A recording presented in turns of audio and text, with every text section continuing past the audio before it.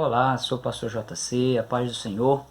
Eu tenho uma palavra de Deus ao seu coração, pois está lendo no segundo livro de Crônicas, capítulo 1, versículo 7. Naquela mesma noite, Deus apareceu a Salomão e disse-lhe: pede o que quiseres que eu te dê.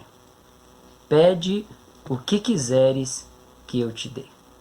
Eu quero voltar um pouco no contexto bíblico, pegando aí parte da história do rei Davi, para que nós possamos entender melhor o que Deus tem para nós através dessa mensagem direta do trono da graça de Deus ao seu coração. O rei Davi, ele foi ungido aí, rei de Israel, pelo profeta Samuel. Ele era ainda muito jovem e aos 30 anos de idade ele assumiu o trono em Israel.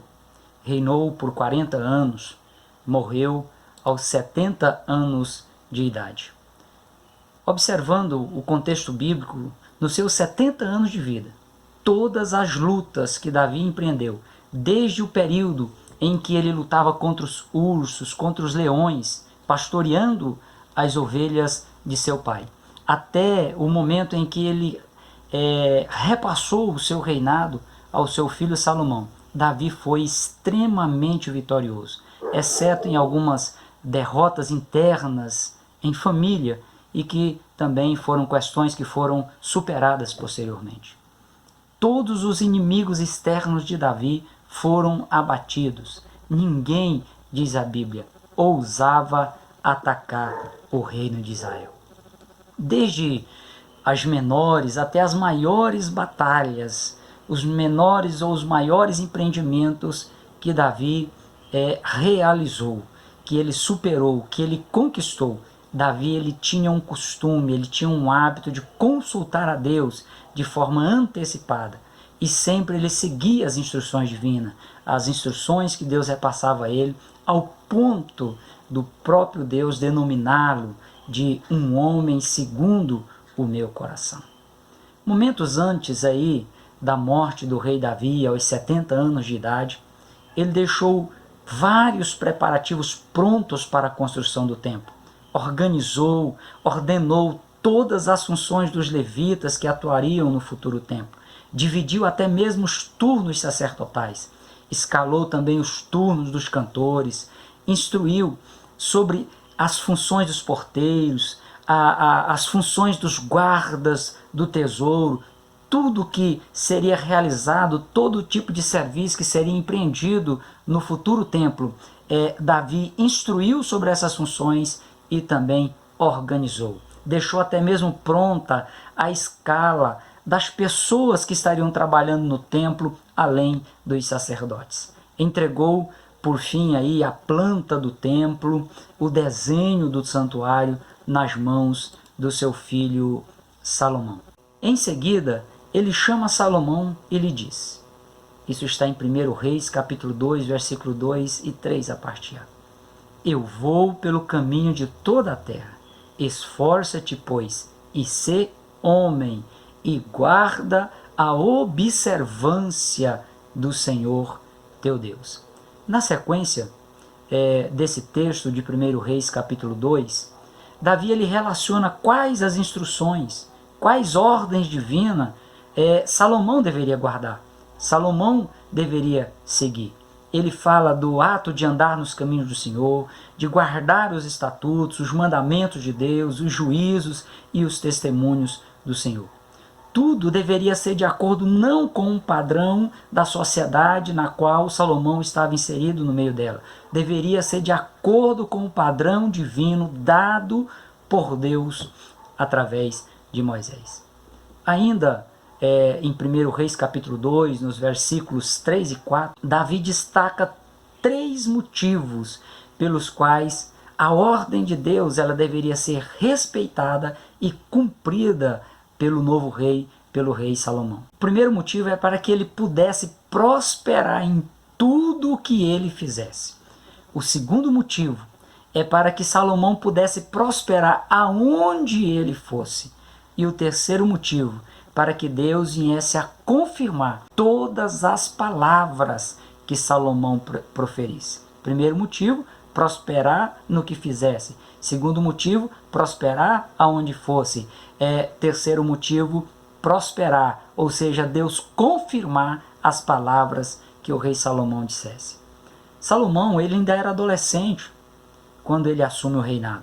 E mesmo aí muito novo, ele acompanhou algumas das grandes batalhas que o rei Davi empreendeu, tanto batalhas externas quanto também batalhas internas dentro da própria família.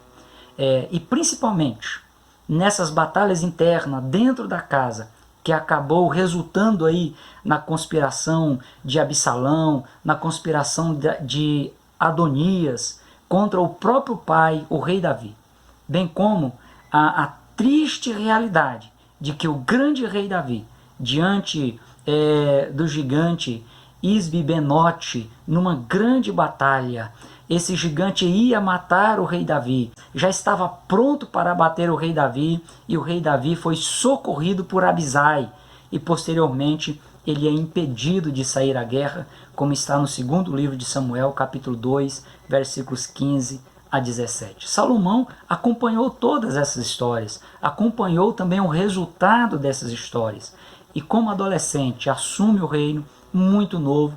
Um turbilhão de coisas passava pela cabeça de Salomão, como passa na cabeça de qualquer adolescente. Muitas incertezas estavam assustando, talvez deixando ele até um pouco atordoado como conduzir aquele grande povo. Fora os inimigos externos que poderiam se levantar contra Israel para aproveitar a inexperiência do jovem rei. Fora essas questões, o próprio irmão mais velho de Salomão, Adonias, o quarto filho do rei Davi, ele seria o sucessor real do rei Davi. E ele, mesmo Salomão, já sendo o novo rei, ele buscava alguma forma, alguma alternativa dele tomar posse do trono. Ele chega até tentar articular com a mãe de Salomão, Betseba, para que Salomão pudesse lhe dar Abisag, a sunamita, concubina de Davi, que havia cuidado do rei Davi nos seus últimos dias de vida. Quem tomasse a esposa de um rei, essa pessoa teria o direito ao trono. Em meio, irmãos, a tantos esforços, Deus engrandece Salomão de uma forma magnífica, de uma forma maravilhosa. E agora Deus se manifesta a Salomão pela primeira vez aqui no segundo livro de Crônicas, capítulo 1, versículo 7, e a parte B, o Senhor diz para ele: pede o que quiseres que eu te dê. Há um ditado que quanto mais a pessoa tem, mais ela quer. Salomão, ele já tinha uma riqueza extraordinária. Ele tinha pegado um reino estabilizado, um reino organizado. A glória de Salomão era muito grande. Salomão foi na contramão deste conceito. A sua primeira atitude diante de Deus, quando Deus lhe diz: pede o que queres que eu te dê, a primeira atitude foi seguir a orientação do seu pai Davi, quando ele ainda estava vivo, a orientação de guardar as instruções do Senhor que ele havia recebido e que estão registradas em 1 Reis capítulo 2. E seguindo essas instruções de guardar as instruções do Senhor, ele se demonstrou grato, ele reconheceu a mão de Deus em tudo. Paulo replica esse princípio no livro, na carta aos Colossenses, no capítulo 3, versículo 15, quando ele diz: a paz de Deus, para a qual também foste chamado em um corpo, domine em vossos corações, e sede, diz o apóstolo Paulo, agradecidos. Que lição extraordinária na atitude do jovem rei Salomão. Antes de querer exigir ou de receber algo mais, ele agradece, ele reconhece a Deus. E essa deve ser também a atitude do cristão.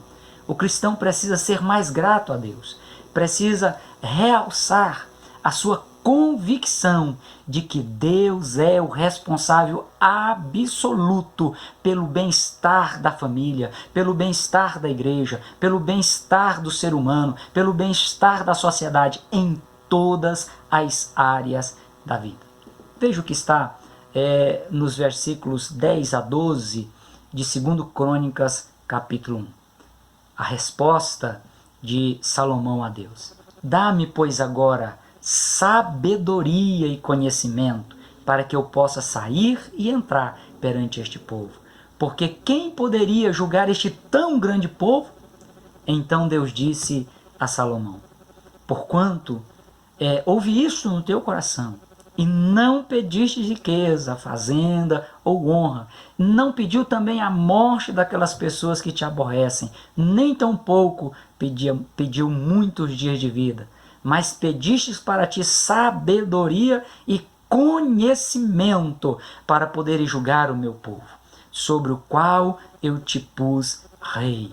Aí no versículo 2, Deus complementa dizendo: sabedoria e conhecimento te são dados. Te darei riqueza, fazenda e honra, qual nenhum rei antes de ti teve, e depois de ti tal não haverá. O progresso de Salomão impressionou todos os reis da sua época, inclusive a rainha Sabá, do reino mais poderoso na Cordilheira Arábica.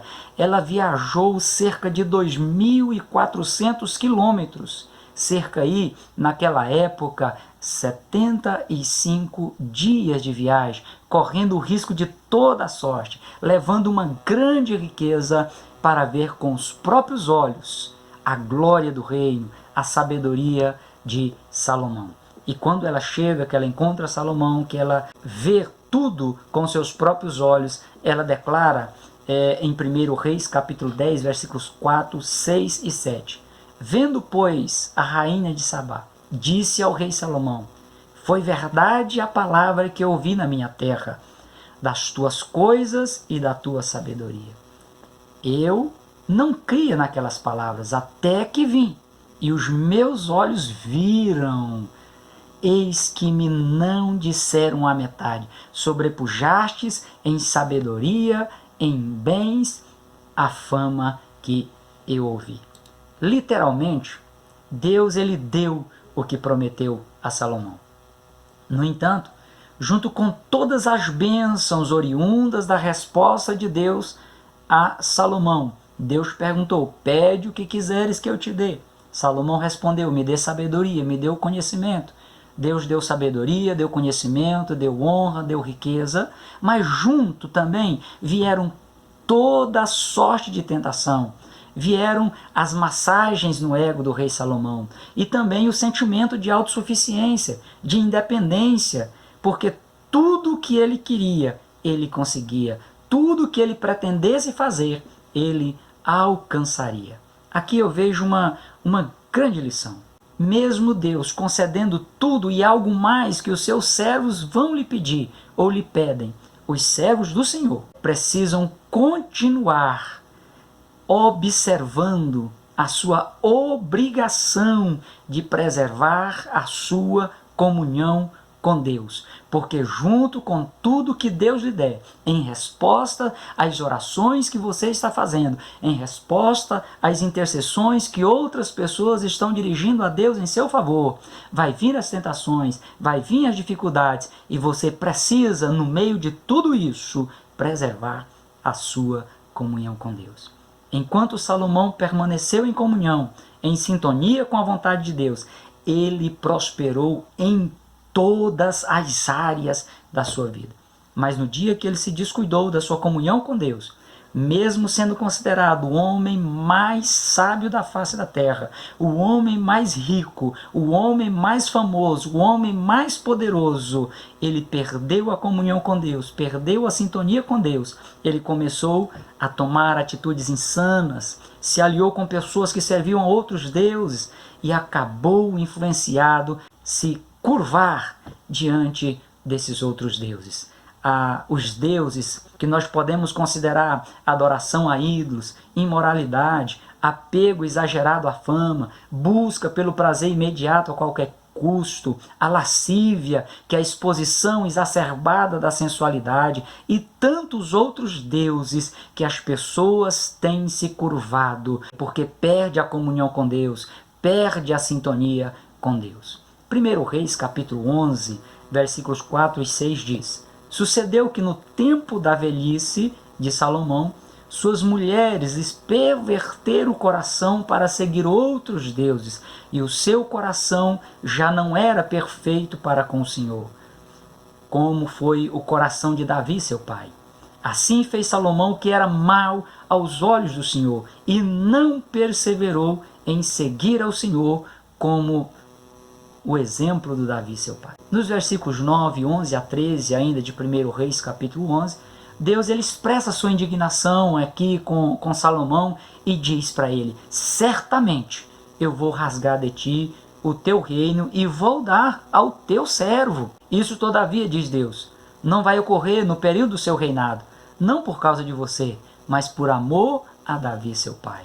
Nos versículos 14, 23 e 26 de 1 Reis, Deus levanta adversários contra Salomão. Até mesmo Jeroboão, filho de Nebate, que era servo, era serviçal de Salomão, ele se levanta contra o rei Salomão. Aqui eu vejo outra grande lição. Muitas vezes Deus preserva uma pessoa em resposta à oração dos pais que foram ou são tementes a Deus. Independente se os pais estão vivos ou se já são falecidos, Deus, ele preserva pessoas em respostas às orações que foram feitas em vida. Com base nessa premissa, é momento de se refletir. Com base na forma que você tem servido a Deus. Com base na forma como que você tem olhado para a vontade de Deus. Qual será o comportamento de Deus em relação aos seus descendentes? Deus vai preservá-los ou vai castigar? Deus vai permitir a assolação ou Deus vai promover livramento? Reflita sobre isso, é uma grande lição que nós tiramos aqui. Salomão, ele apesar de ter morrido com pouco mais de 50 anos, ele reinou 40 anos sobre a nação de Israel. Por quê? Porque houve alguém antes dele que agradou o coração de Deus e ele ainda teve o privilégio de reinar por 40 anos, 4 décadas sobre a nação de Israel. Mesmo morrendo ainda muito novo, foi um homem vitorioso, um homem que conquistou muitas coisas. Nós podemos ver o amor de Deus a Davi, o pai de Salomão, como reflexo daquilo que Deus estava fazendo a Salomão.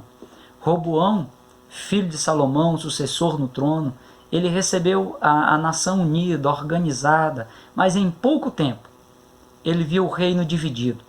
Ele perdeu 10 das 12 tribos de Israel. Roboão, ele reinou apenas 17 anos, porque ele fez mal que parecia aos olhos do Senhor. Ele viu seu reino invadido por Sisaque, rei do Egito, perdeu a riqueza da nação, perdeu o reinado, morreu em meio a muitas guerras contra até mesmo as 10 tribos irmãs, as tribos do norte de Israel. Use seus conhecimentos, use sua inteligência de forma a produzir resultados que venham do trono de Deus. Seja sábio ao fazer um pedido diante do Senhor. Seja 100% dependente de Deus, para que você possa ser preservado, para que você possa ser guardado, para que você possa ser protegido, amparado por Deus. Evangelho de Mateus, capítulo 16, versículo 26 diz: Pois que aproveita o homem ganhar o mundo inteiro e perder a sua alma? Ou que dará o homem em recompensa da sua alma? De que adianta, meu amigo? De que adianta, meu irmão? Uma pessoa ter os seus sonhos realizados, ter uma vida tranquila, ter casa, ter carro, ter um bom emprego, bons recursos financeiros, ter uma boa formação intelectual, ter esposa, esposo, ter filhos, ter saúde, ser honrado na sociedade que ele vive no meio dela, ser reconhecido de forma humana, se lhe faltar a aprovação de Deus. Aqui está em xeque não só questões materiais relacionadas com o mundo humano, está em xeque a preservação da sua alma, está em xeque a salvação da tua alma, que precisa ser preservada do inferno.